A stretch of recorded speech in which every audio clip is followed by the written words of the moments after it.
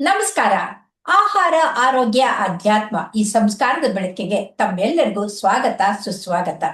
ಇವತ್ತು ನಮ್ಮೊಂದಿಗಿದ್ದಾರೆ ಡಾಕ್ಟರ್ ವೀಣಾ ತಿರುಮಲಾಚಾರ್ ಅವರು. ಅವರು ಮಕ್ಕಳ ತಜ್ಞರಾಗಿ Bengaluru medical college, Mysuru medical college, Kolar medical college ಹೀಗೆ ಹಲವು ಕಾಲೇಜ್ಗಳಲ್ಲಿ ಕೆಲಸ ಮಾಡೋದ್ರ ಜೊತೆಗೆ ನಿವೃತ್ತಿಯ ನಂತರ ಅವರ ಪ್ರವೃತ್ತಿಯಾದಂಥ ಸೇವೆಯನ್ನ ಮುಂದುವರಿಸಿದ್ದಾರೆ.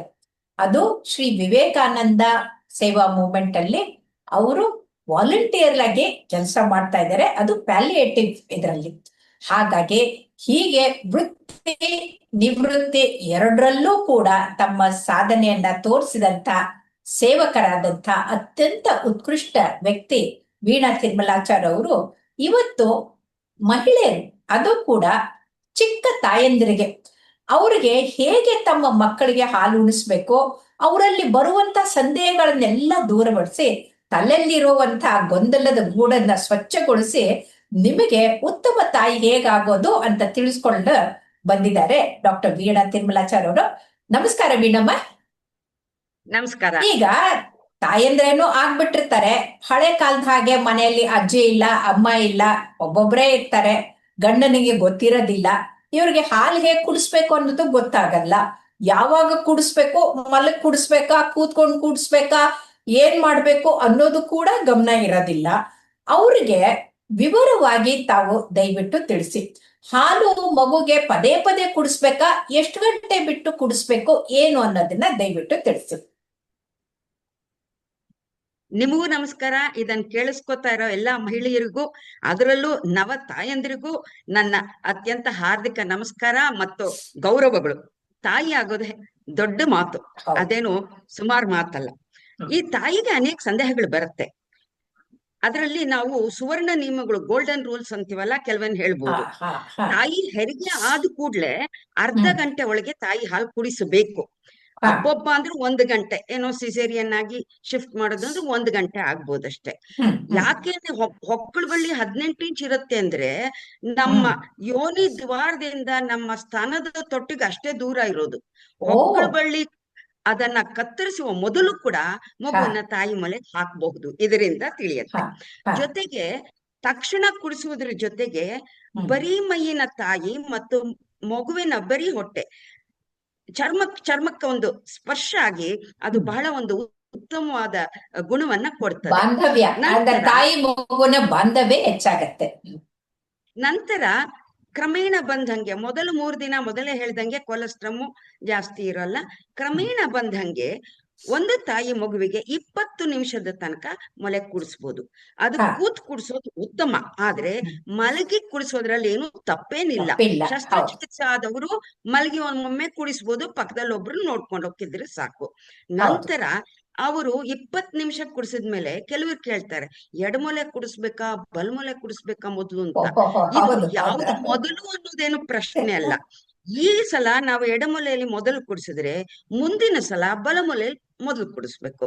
ಯಾಕೆ ಅಂದ್ರೆ ಈ ಹಾಲಿನಲ್ಲೂ ಮೊದಲ ಹಾಲು ಒಳ್ಳೆ ಸೂಪ್ ಇದ್ದಂಗೆ ನೀರಾಗಿ ಬಂದ್ರೆ ಹಾಲು ಒಳ್ಳೆ ಗಟ್ಟಿ ಐಸ್ ಕ್ರೀಮ್ ಬರುತ್ತೆ.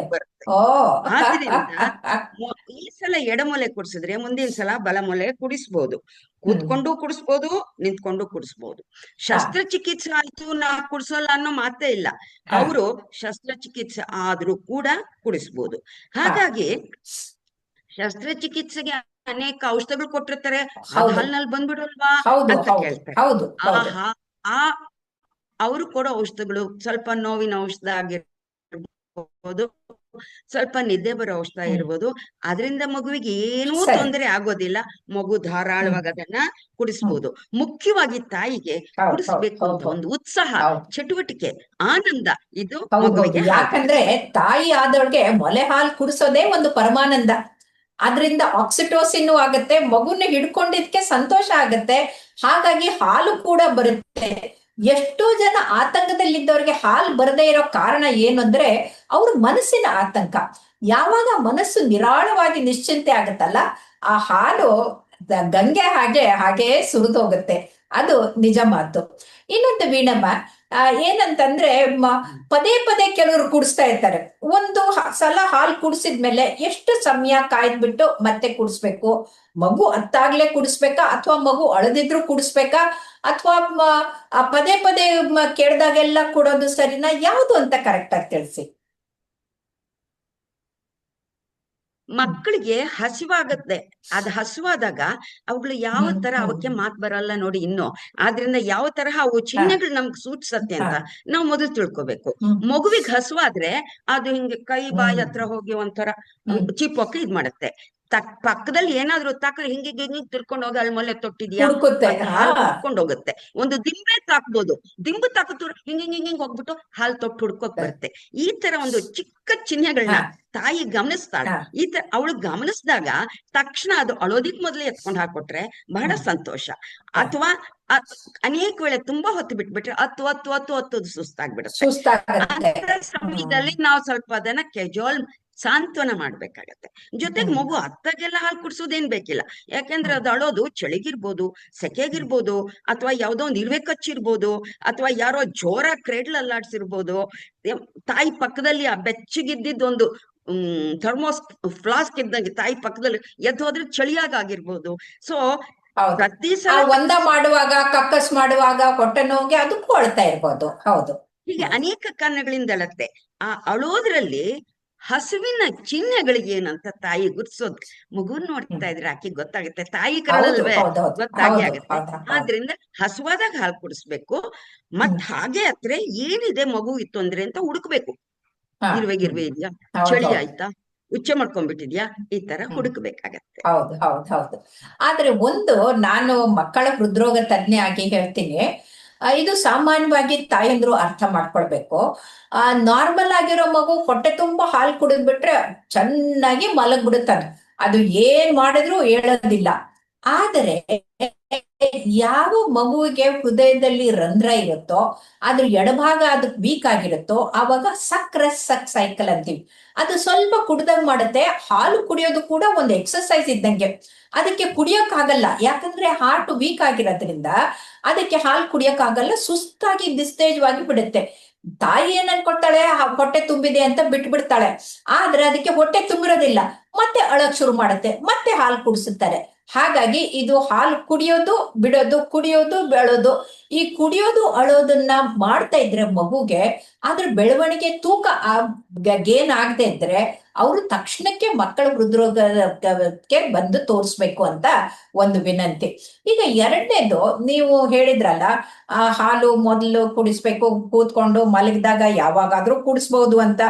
ಆದ್ರೆ ಮುಖ್ಯವಾಗಿ ಈ ತಾಯಂದ್ರಿಗೆ ಏನು ಅಂತಂದ್ರೆ, ಹಾಲು ಕುಡಿಸಿದ್ರೆ ಎಲ್ಲಿ ತಮ್ಮ ಫಿಗರ್ ಹೊಟ್ಟೋಗುತ್ತೋ ಅನ್ನೋ ಭಯ ಇರುತ್ತೆ. ಅದು ಆ ಮೂರ್ಖತನನ್ನ ಬಿಡಬೇಕು ಅನ್ನೋದಕ್ಕೆ ಸ್ವಲ್ಪ ಅವ್ರಿಗೆ ಕಿವಿ ಮಾತು ಹೇಳಿ. ಅಂಧವಿಶ್ವಾಸಗಳು ಅನೇಕ. ಅದಕ್ಕೆ ಮೊದಲು ಒಂದು ಪುಟ್ಟ ಮಾತು ಹೇಳ್ಬಿಡ್ತೀನಿ. ನೀವು ಪೀಡಿಯಾಟ್ರಿಕ್ ಕಾರ್ಡಿಯಾಲಜಿಸ್ಟ್ ಆಗಿ ಮಗು ಹೃದಯದ ರಂಧ್ರದ ಹೇಳಿದ್ರಿ, ಪ್ರಿಮೇಚೂರ್ ಮಕ್ಕಳಿಗೂ ಅದು ಅಪ್ಲೈ ಆಗತ್ತೆ, ಅವುಗಳು ಸುಸ್ತಾಗತ್ತೆ. ಹಾಗಾಗಿ ಈ ವಿಷಯಗಳಲ್ಲಿ ನಾವು ಅಲ್ಲಿರೋ ಡಾಕ್ಟರ್ದು ಸಲಹೆ ತಗೊಳ್ಳೋದು ಬಹಳ ಮುಖ್ಯ. ಜೊತೆಗೆ ಅಂತ ಸಮಯದಲ್ಲಿ ಅವುಗಳಿಗೆ ಸಕ್ ಮಾಡೋದು ಆಕ್ಟಿವ್ ಒಂದು ವ್ಯಾಯಾಮ, ಅದು ಕ್ರಿಯೆ. ಅದಕ್ಕೆ ಸುಸ್ತಾಗತ್ತೆ ಮಕ್ಕಳು. ಅಂತ ಸಮಯದಲ್ಲಿ ಚಮಚದಲ್ಲಿ ಹಾಲು ಕುಡಿಸೋ ಅಡ್ವೈಸು ಬರುತ್ತೆ, ಆ ಉಪದೇಶ ಮಾಡ್ಬೋದು. ಬಟ್ ನಾವು ಒಟ್ಟಿಗೆ ಆಗಿನ ಕಾಲದಲ್ಲಿ ಆ ಡಾಕ್ಟರ್ ಯಾರಿದೆ ಕೇಳ್ಬೋದು, ಒಳ್ಳೆಯದು. ನಂತರ ಅಂಧವಿಶ್ವಾಸಗಳ ಬಗ್ಗೆ ಕೇಳಿದ್ರಿ. ಈಗ ನೋಡಿ, ತಾಯಿಗೆ ಹಾಲೆ ಬರಲ್ಲ ಜಗತ್ತೆ ಹಾಲು ಕುಡಿಯೋದ್ರಿಂದ ಅಲ್ಲ. ಅವರು ಮೊಲೆ ಹಾಲು ನಿಲ್ಸಿದ ನಂತರ ಅದೇ ಆಕಾರಕ್ಕೆ ಬರುತ್ತೆ, ಎತ್ತಿ ಕಟ್ಟುವ ಬಾಡಿಗಳನ್ನ ಸಪೋರ್ಟಿಂಗ್ ಬಾಡಿಗಳನ್ನ ಕಟ್ಟೋದ್ರಿಂದ ಆಗ್ಬೋದು. ಮತ್ ಆಕೃತಿಲಿ ಪೃಷ್ಠ ಮತ್ತು ತೊಡೆಲ್ಲ ಹೆಚ್ಚು ಬೊಜ್ಜು ಹಾಲು ಕುಡಿಸದೇ ಇದ್ರೆ ಸೇರತ್ತೆ ವಿನ ಹಾಲು ಕುಡಿಸಿದಾಗ ಸೇರೋಲ್ಲ. ಆದ್ರಿಂದ ಇದ್ ಮಾಡ್ಬೋದು. ಜೊತೆಗೆ ಹೇಳ್ತಾರೆ, ಅಯ್ಯೋ ತಾಯಿಗೆ ಶಸ್ತ್ರಚಿಕಿತ್ಸೆ ಇತ್ತಾನೆ, ಸುಸ್ತಾಗಿದೆ, ಅವಳು ರೆಸ್ಟ್ ತಗೊಳ್ಳಿ, ಮಗುಗ್ ನೀವು ಹಸುವಿನ ಹಾಲು ಹಾಕೊಂಡು. ಅದು ಖಂಡಿತ ಬೇಡ. ಮಗುವಿಗೆ ಹಾಲು ಕುಡಿಸೋದ್ರಿಂದ ತಾಯಿಗೆ ಸುಸ್ತು ಹೋಗುತ್ತೆ. ಜೊತೆಗೆ ತಾಯಿಗೆ ನೆಗಡಿ ಕೆಮ್ಮಾಗಿರುತ್ತೆ ಅಂತ ಇಟ್ಕೊಂಡು, ಹೌದು. ಅಯ್ಯೋ ಅವಳಿಗೆ ನೆಗಡಿ ಕೆಮ್ಮು, ಮಗುಗ್ ಬಂದ್ರೆ ಕಷ್ಟ ಕೊಡ್ಬೇಡ ಅಂತಾರೆ. ನೆಗಡಿ ಹೌದು. ಕೆಮ್ಮಾಗ್ಲಿ, ಒಂದು ಥೈರಾಯ್ಡ್ ಔಷಧ ಆಗ್ಲಿ, ಯಾವುದೇ ಔಷಧ ಆಗ್ಲಿ, ಚಿಕ್ಕ ಪುಟ್ಟ ಔಷಧಗಳಿಗೆ ತಾಯಿ ನೋವಿನ ಔಷಧ ಮಗುಗೂ ಹಾಲು ನಿಲ್ಲಿಸಬಾರ್ದು. ಕೇವಲ ಕೆಲವು ವಿಷಯಗಳಲ್ಲಿ ಮಾತ್ರ ನಾವು ಎಚ್ಚರಿಕೆ ವಹಿಸ್ಬೇಕು. ಅಂದ್ರೆ HIV, ಮಾನಸಿಕ ಖಿನ್ನತೆ ಇರುವ ರೋಗಗಳಿಗೆ ಕೊಡೋ ಔಷಧಗಳು, ಕ್ಯಾನ್ಸರ್ ಕಾಯಿಲೆಗಳಿಗೆ ಕೊಡೋ ಔಷಧಗಳು, ಇಂಥ ಸಮಯದಲ್ಲಿ ಅವರು ತಕ್ಷಣ ಡಾಕ್ಟರ್ನ ಸಂಪರ್ಕಿಸಬೇಕು. ಅದ್ರ ವಿವರ ತುಂಬಾ ಡೇಂಜರಸ್ ಆಗಿರೋ ಔಷಧಿಗಳಿಗೆ, ಕಾಯಿಲೆಗಳಿಗೆ ಕೊಟ್ಟಂತ ಔಷಧಿಗಳು ಡಾಕ್ಟರ್ಗಳಿಗೆ ಕೇಳಿಬಿಟ್ಟು ಇವರು ಕುಡಿಸ್ಬೇಕಾಗತ್ತೆ.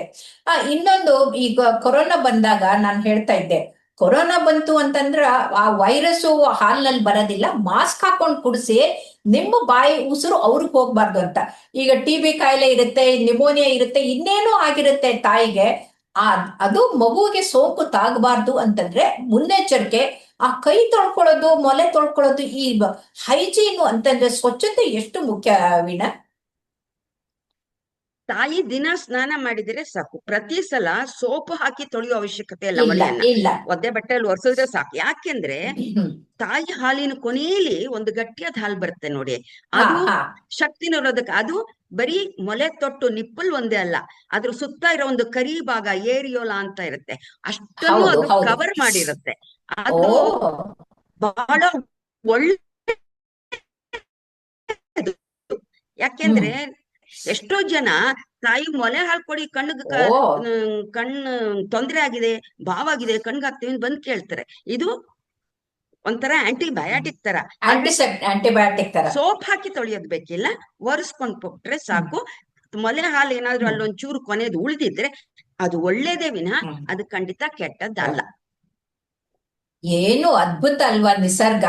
ಅದು ಭಗವಂತನ ದಯೆ ಎಂಥದ್ದು ಅಂತಂದ್ರೆ, ಆ ತಾಯಿಗೆ ಹಾಲು ಬರೋದ್ರ ಜೊತೆಗೆ ಕೊನೆ ಹಾಲಲ್ಲಿ ಆಂಟಿಸೆಪ್ಟಿಕ್ ಆಗಿ ಅವಳ ಮೊಲೆನೂ ಕ್ಲೀನ್ ಮಾಡುವಂತ, ಶುದ್ಧೀಕರಿಸುವಂತದ್ದು ಅದ್ಭುತವಾದಂಥದ್ದು. ಆಮೇಲೆ ಇನ್ನೊಂದ್ಸಲ ಮಕ್ಕಳು ಒಂದು 7-8 ತಿಂಗಳಾಗ್ತಾ ಇದ್ದಂಗೆ ಹಲ್ಲು ಬಂದಿರುತ್ತೆ, ಕಚ್ಬಿಡುತ್ತೆ, ನೋವು ಮಾಡುತ್ತೆ, ತೊಟ್ಟು ನೋವಾಗಿರುತ್ತೆ. ಆವಾಗ ನೋವಾಗಿದೆ ಅಂತ ಹಾಲು ಕುಡಿಸೋದ್ ಬಿಡ್ಬೇಕಾ, ಅಥವಾ ನೋವು ತಡ್ಕೊಂಡಾದ್ರೂ ಹಾಲು ಕುಡಿಸ್ಬೇಕಾ, ಏನ್ ಮಾಡ್ಬೇಕು ಅಂತ ತಿಳಿಸಿ. ನಾನ್ ಹೇಳ್ದಂಗೆ ತಾಯಿ ಹಾಲಿನಲ್ಲಿ ಅಮೋಲಿಯಂಟ್, ಜಿಡ್ಡಿನ ಪದಾರ್ಥ ಇರೋದ್ರಿಂದ ಅದೇ ಕವರ್ ಮಾಡುತ್ತೆ. ತೊಟ್ಟಿನ ನೋವುಗಳು, ಗಾಯಗಳಾಗೋದು ಯಾವಾಗ ಅಂದ್ರೆ ತೊಟ್ಟಿನ ಮೂಲಕ ಹಾಲು ಕುಡಿಸಿದಾಗ. ಮಗು ಹಾಲು ಕುಡಿಸುವಾಗ ಮಗುವಿನ ಬಾಯಿ ಅಥವಾ ಶೂನ್ಯ, 0 ತರ ಓಪನ್ ಆಗಿ ಬರೀ ಮೊಲೆ ತೊಟ್ಟೊಂದೇ ಅಲ್ಲ, ಮೊಲೆ ತೊಟ್ಟಿರೋ ಸುತ್ತ ಕರಿ ಭಾಗ ಕೂಡ ಮಗುವಿನ ಬಾಯಿ ಒಳಕ್ಕಿದ್ರೆ ಆವಾಗ ಮೊಲೆ ತೊಟ್ಟಿನ ಹುಣ್ಣು ಬರೋದೇ ಇಲ್ಲ. ಅಂದ್ರೆ ಇವ್ರು ರಾಂಗ್ ಟೆಕ್ನಿಕ್ ಇಂದ ಅದು ಆಗತ್ತೆ ಅಲ್ವಾ? ತೊಟ್ಟು ಒಡೆಯದೇ ಪೂರ್ತಿ ಮೊಲೆಯನ್ನ ಹಾಕ್ತೆ.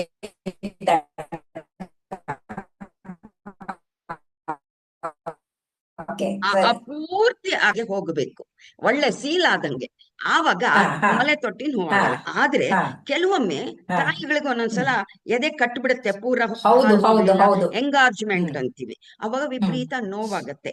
ಆವಾಗ ನೋವಿನ ಮಾತ್ರೆ ತಕೋಬಹುದು, ತಣ್ಣಗೆ ಅಥವಾ ಬಿಸಿ ಶಾಖಗಳು ಕೊಡ್ಬೋದು, ಸ್ವಲ್ಪ ಬೇಗ ಮಗುವಿಗೆ ಹಾಲು ಆಮೇಲೆ ಹಾಲನ್ನ ಪಂಪ್ ಮಾಡಿ ತೆಗೆದು ಹಿಂಡ್ಬಿಟ್ಟು ತೆಗಿಬಹುದಲ್ವಾ? ಯಾಕಂದ್ರೆ ಮೊಲೆ ಹಾಲು ಜಾಸ್ತಿ ಇದ್ದು ಮಗು ಅಷ್ಟು ಕುಡಿತಾ ಇಲ್ದಿದ್ರೆ ಅದನ್ನ ತೆಗೆದ್ಬಿಟ್ಟು ಇಡೋದು ವಾಸಿ. ಅದು ತೆಗಿಯುವಾಗ ಕೂಡ ಅವ್ರ ಆ ಟೆಕ್ನಿಕ್ ತಿಳ್ಕೊಳ್ಳೋದು. ಬರೀ ಮೊಲೆ ತೊಟ್ಟು ಹಿಡಿದು ಹೇಳಿದ್ರೆ ಹಾಲು ಬರಲ್ಲ. ಮೊಲೆ ತೊಟ್ಟನ್ನ ಸವರ್ ಬಿಟ್ಟು ಕರಿ ಭಾಗನ ಹಿಂದಕ್ ಹೋಗಿ ಮುಂದಕ್ ಬಂದು ಅದನ್ನ ಹಿಂಡ್ಬೇಕು. ಆ ಕರಿ ಭಾಗದ ಕೆಳಗೇನೆ ಹಾಲಿನ ಡಕ್ಟ್ಗಳು, ಹಾಲು ತುಂಬಿರೋ ಡಕ್ಟ್ಗಳಿರೋದು. ಆ ಕರಿ ಭಾಗ ಅದು ಕಂಪ್ರೆಸ್ ಆದ್ರೆ ಅದು ಹಾಲು ಹೆಂಗೆ ತೆಗಿಬೇಕನ್ನೋದನ್ನ ಅವರು ಟೆಕ್ನಿಕ್ ತಿಳ್ಕೊಬೇಕು. ಜೊತೆ ಕೆಲವ್ರು ಅಂತಾರೆ, ನಮ್ ಮೊದ್ಲು ಮಗು ಕುಡಿಸ್ಲೇ ಇಲ್ಲ, 2ನೇ ಮಗುಗ್ ಬರಲ್ಲ ಅಂತಾರೆ. ಅದೆಲ್ಲ ಖಂಡಿತ ಇಲ್ಲ. ಮೊದ್ಲು ಮಗು ಕುಡಿಸ್ದೇ ಇದ್ರು 2ನೇ ಮಗುಗ್ ಬಂದೇ ಬರುತ್ತೆ. ಮತ್ತೆ ಎದೆ ಊತ ಬಂದ್ಬಿಟ್ಟು, ಬಾವು ಬಂದ್ಬಿಟ್ಟು ಇವ್ರ ಹಾಲು ತೆಗಿಯಕ್ಕೂ ಆಗದೆ ಜ್ವರ ಗಿರ ಬಂದ್ಬಿಟ್ರೆ ಅದು ಕೀವು ಸೇರಿರ್ಬೋದು ಅಂತ ಆವಾಗ ನೋಡ್ಬೇಕು. ಆಗಿರುತ್ತೆ, ತಕ್ಷಣಕ್ಕೆ ಆಂಟಿಬಯೋಟಿಕ್ ತಗೊಳ್ಬೇಕಾಗತ್ತೆ. ಸೊ ನೋವಾದ್ರೆ ಎದೆ ಗಟ್ಟಿ ಆಗ್ಬಿಟ್ಟು ಗಡ್ಡೆ ತರ ಆಗಿ ಹೋಗ್ಬಿಟ್ರೆ ಹಾಲು ಒಳಗಡೆಗೆ ಹಾಗೆ ಉಳ್ಕೊಂಡು ಅಲ್ಲಿ ಇನ್ಫೆಕ್ಷನ್ ಆಗಿರುತ್ತೆ, ಹೋಗ್ಬೇಕು. ಇನ್ನೊಂದು ಡಾಕ್ಟರ್ ವೀಣಾ ಅವರೇ, ಇತ್ತೀಚೆಗೆ ಎಲ್ರು ಎಷ್ಟೋ ಮೋದಿ ಅವರು 6 ತಿಂಗಳು ರಜಾ ಕೊಟ್ಟಿದ್ದಾರೆ ಹೆರಿಗೆ ಆದ್ಮೇಲೆ. ಆದ್ರೆ ಎಷ್ಟೊಂದ್ ಜನರಿಗೆ ಕೆಲ್ಸಕ್ಕೆ ಹೋಗ್ಬೇಕು ಅರ್ಜೆಂಟ್, ಪ್ರೈವೇಟ್ ನಲ್ಲಿ ಕೊಡೋದಿಲ್ಲ. ಅವ್ರೇನ್ ಮಾಡ್ಬೇಕು? ಅವರು ಮೊದಲಿಂದ ಇದೇ ಮನಸ್ಸಿದ್ರೆ ತಾಯಿ ಮನೆಯಲ್ಲಿ ರಾತ್ರಿ ಹೊತ್ತಿರುವಾಗ ತಾಯಿ ಹಾಲು ಮಕ್ಕಳಿಗೆ ಕೊಡ್ಬೋದು. ತಾಯಿ ಹಾಲು ಕೊಟ್ಬಿಟ್ಟು ತಾವು ಕೆಲ್ಸಕ್ಕೆ ಹೋಗುವಾಗ ಹಾಲು ಕೊಟ್ಟು ಹೋಗಿ ಕೆಲಸದಲ್ಲೇನೆ ಒಂದು ಒಳ್ಳೆ ಕ್ಲೀನ್ ಆಗಿ ಸ್ಟೆರಿಲೈಸ್ಡ್ ಕಂಟೈನರ್ ಇಟ್ಕೊಂಡು ಅಲ್ಲೇ ಮಧ್ಯೆ ಒಂದು 10 ನಿಮಿಷ ರೆಸ್ಟ್ ರೂಮ್ಗೆ ಹೋಗಿ ಹಾಲು ಪಂಪ್ ಮಾಡಿ ತೆಗೆದು ಅದನ್ನ ಶುಭ್ರವಾಗಿ ಮುಚ್ಚಿಡ್ಬೋದು. ಅದನ್ನ ಹೊರಗಡೆ ರೂಮ್ ಟೆಂಪರೇಚರ್ ನಲ್ಲಿ ಕೂಡ ಇಡ್ಬೋದು. ಒಂದು 8 ಗಂಟೆ ಕಾಲ ಏನೂ ಕೆಡೋದಿಲ್ಲ. ಒಂದು ದಿನ ಹಂಗಿಡ್ಬೇಕಂದ್ರೆ ಅವರು ಫ್ರಿಡ್ಜ್ ನಲ್ಲಿ ಇರ್ಬೇಕಾಗತ್ತೆ. ಅಕಸ್ಮಾತ್ 3 ವಾರ ಹಂಗಿಡ್ಬೇಕಂದ್ರೆ ಫ್ರೀಸರ್ ಅಲ್ಲಿ ಇಡ್ಬೇಕಾಗತ್ತೆ. ಒಂದೇ ದಿನ ಆಗಿರೋದ್ರಿಂದ ಅವರು ಹೊರಗಡೆ ರೂಮ್ ಟೆಂಪರೇಚರ್ ನಲ್ಲಿ ಇಟ್ರು ಸಾಕು. ಅವರೇ ತೆಗೆದ ಮೊಲೆ ಹಾಲನ್ನ ಮನೆಗೆ ಕಳಿಸಿ ಬೇರೆ ಯಾರಾದ್ರೂ ತಾಯಿನೋ ನ್ಯಾನಿನೋ ಯಾರಾದ್ರೂ ಕುಡಿಸ್ಬೋದು. ಹಾಗಾಗಿ ತಾಯಿ ಹಾಲನ್ನೇ 24 ಗಂಟೆ ಕೊಡೋದು ಒಳ್ಳೇದು. ಅವ್ರು ಹಾಲು ಕುಡಿಸಿದ ಅರ್ಧ ಗಂಟೆಲಿ ತಿರ್ಗಾ ಹಾಲು ತುಂಬಿರುತ್ತೆ, ಅರ್ಧ ಗಂಟೆ ನಂತರ ಅವರು ಹಾಲು ತೆಗಿಬಹುದು. ಮತ್ತೆ ರಾತ್ರಿ ನಿದ್ದೆ ಮಾಡಿದ ಕೂಡಲೇ ಹಾಲು ತುಂಬಿರುತ್ತೆ, ಆವಾಗ್ಲೂ ಅವ್ರ ಹಾಲು ತೆಗೆದಿಡ್ಬೋದು. ಹೀಗೆ ಸಮಯ ನೋಡ್ಕೊಂಡು ಒಂದೊಂದು ದೇಹ ಒಂದೊಂದ್ ತರ ಇರುತ್ತೆ. ಅವ್ರ ದೇಹ ಅವ್ರಿಗೆ ಅರ್ಥ ಆಗ್ಬಿಡುತ್ತೆ 1 ದಿನ 2 ದಿನದಲ್ಲಿ. ಅವ್ರು ತೆಗೆದ್ಬಿಟ್ಟು ಅದನ್ನ ಶೇಖರಿಸಿಟ್ರೆ ಅದೇ ಹಾಲು ಮಗುವಿಗೆ ಸಾಕು ಕುಡಿಸ್ಬೋದು. ಕೆಲ್ಸಕ್ಕೆ ಹೋಗೋ ಮಹಿಳೆಯರಿಗೆ ಏನೋ ತೊಂದರೆ ಇಲ್ಲ, ಕುಡಿಸ್ಬೋದು. ನಿಜ ನಿಜ. ಹಿಂದಿನ ಕಾಲದಲ್ಲಿ ಅಂದ್ರೆ ಆಯುರ್ವೇದದ ಕಾಲದಲ್ಲಿ ಅಕಸ್ಮಾತ್ ತಾಯಿ ಸಾವಾಗಿದ್ರೆ, ತಾವಿಗ ಹಾಲು ಬರ್ತಾ ಇದ್ರೆ ಹಾಲು ಕುಡಿಸೋರ್ನ, ಅದು ಎಂಥ ಶುಚಿಯಾಗಿರುವಂತವ್ರು, ಮನಸ್ಸು ಚೆನ್ನಾಗಿರುವಂತವ್ರನ್ನ ಆರಿಸಿ ಅವ್ರಿಗೆ ಹಾಲನ್ನ ಕುಡ್ಸಕ್ಕೆ ಕರ್ಕೊಂಡ್ ಬರೋರು. ಇದು ನಮ್ಮ ಭಾರತೀಯ ಪದ್ಧತಿ. ನಾನು ಒಂದ್ಸಲ ಏನಾಗಿತ್ತು, ನಿಮ್ಮ ಇದ್ರಲ್ಲೇನೆ ಕೋಲಾರ ಮೆಡಿಕಲ್ ಕಾಲೇಜಿಂದ ಮಗುನ ಇಲ್ಲಿ ಕಳ್ಸಿದ್ರು. ತಾಯಿ ಸಿಸೇರಿಯನ್ ಆಗಿತ್ತು, ಕೋಆಪ್ಟೇಷನ್ ಆಗಿತ್ತು. ನಾನು ಅದಕ್ಕೆ ಬಲೂನ್ ಹಾಕಿ ಸರಿ ಮಾಡಿದೆ. ಹಾಲು ಕುಡ್ಸಕ್ ಯಾರು ಇರ್ಲಿಲ್ಲ. ಅವ್ರು ಮೇಲಿನ ಹಾಲು ಬೇಡ ಅಂದೆ.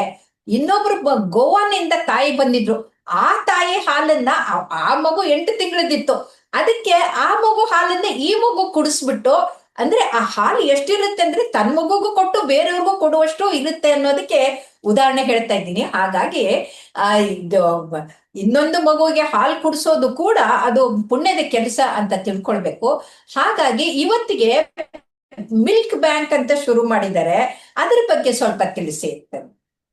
ಮಿಲ್ಕ್ ಬ್ಯಾಂಕ್ ಕೆಲವು ಕಡೆ ಶುರು ಮಾಡಿದ್ದಾರೆ, ಅದಿನ್ನ ಎಲ್ಲಾ ಸ್ಟ್ಯಾಂಡರ್ಡೈಸ್ ಆಗಿಲ್ಲ, ಕೇವಲ ಕೆಲವು ನಗರಗಳಲ್ಲಿ ಮಾತ್ರ ಬರ್ತಾ ಇದೆ. ಇದ್ರೊಳಗೆ ಒಂದಿದೆ ಅಂದ್ರೆ ಮಿಲ್ಕ್ ಬ್ಯಾಂಕ್ ನಲ್ಲಿ ಕೂಡ ನಾವು ಹಾಲುಗಳನ್ನ ವಿಂಗಡಿಸಿಟ್ಕೋಬೇಕು. ಯಾಕೆಂದ್ರೆ ಗಿಣ್ ಹಾಲ್ ಬೇರೆ, 3 ತಿಂಗಳಾದ್ಮೇಲೆ ಮೆಚೂರ್ ಹಾಲ್ ಬೇರೆ, 2 ವರ್ಷ ಆದ್ಮೇಲೆ ಅದು ಸ್ಟಿಲ್ ಮೆಚೂರ್. ಅದ್ರಲ್ಲಿ ಕೊಬ್ಬಿನ ಅಂಶ ಬಹಳ ಜಾಸ್ತಿ ಇರುತ್ತೆ. ಕೆಲವು ತಾಯಂದ್ರಂತೂ ಹಳೆ ಕಾಲದ ಕಥೆಗಳಲ್ಲಿ ನಾನು ಕೇಳಿದೀನಿ, 4-5 ವರ್ಷ 7 ವರ್ಷ ಕುಡಿಸೋರು. ಆದ್ರೆ ಅದು ತಪ್ಪೇನಿಲ್ಲ. ಕೃಷ್ಣ ಕುಡಿದ್ನಂತೆ, ಓಡ್ಕೊಂಡ್ ಬಂದು ಕುಡಿತಾ ಇದ್ನಂತೆ. ಸೊ 7 ವರ್ಷ ಕುಡಿಸೋರು ಏನು ತಪ್ಪಿಲ್ಲ. ಆದ್ರೆ ಈಗಿನ ಕಾಲದ ಸಮಸ್ಯೆಗಳಿಗೆ, ಒತ್ತಡಗಳಿಗೆ ಅಷ್ಟು ಕುಡಿಸೋದು ಕಷ್ಟ ಆಗತ್ತೆ. 1 ವರ್ಷ 1.5 ವರ್ಷ ಆದ್ರೂ ಕುಡಿಸ್ಬೇಕು ಅಂತ. ಡಾಕ್ಟರ್ ವೀಣಾ ಅವರೇ, ಬಹಳ ಅದ್ಭುತವಾಗಿ ಎಷ್ಟು ಸರಳ ಸುಂದರವಾದ ಕನ್ನಡದಲ್ಲಿ ನಮ್ಮ ವೀಕ್ಷಕರಿಗೆ ಹಾಲಿನ ಮೊಲೆ ಹಾಲಿನ ಶ್ರೇಷ್ಠತೆ ಮತ್ತು ಅವರ ಸಂದೇಹಗಳನ್ನ ದೂರಪಡಿಸಿದ್ದಕ್ಕೆ ತಮಗೆ ಧನ್ಯವಾದಗಳು. ನಮಸ್ಕಾರ. ಧನ್ಯವಾದಗಳು.